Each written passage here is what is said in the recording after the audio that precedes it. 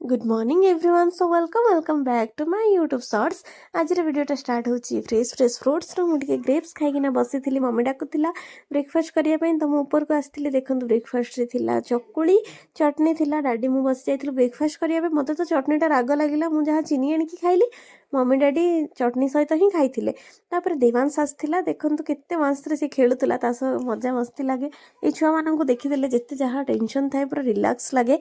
तो या सह खेलिया भितर मोटे बाहर काम थिला तो मु बाहरी गली। बाहर को ऑलरेडी एते खरा होता से जीवाक इच्छा नाला किंतु कौन करी सेपटू आसला बेले मम्मी ब्रेक लंच रेडी करथिला। लंच रे थिला भात डाली बैगण चोखा आचार पांपड़ आलू मसला।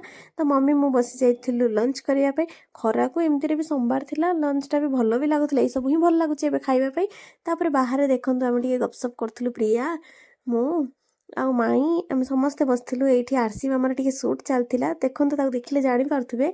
तो ड्रेसटा सी अलरेडी चेंज कर देछि किंतु तार सुट सरला पर बसलु। ता भीतर संध्या होता तो मम्मी मते तरभुज काटिकी देथिला। मोर तो तरभुज बहुत पसंद। मत एमती सीजनाल फ्रुट्स भी भल लगे।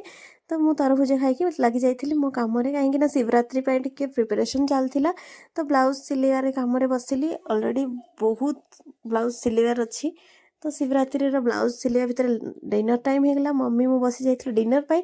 आमे जेमती बसुचे एमाने भी आम सहित सेमती डिनर करिया बसी जाते। आम सह मिसिकी ही खाते माने। तो मम्मी मु खाइबा भितर मु चली रेस्ट करिया पाई। तो देखा हबो नेक्स्ट वीडियोटा को ये रखुची। Tata and also subscribe my channel. Thank you.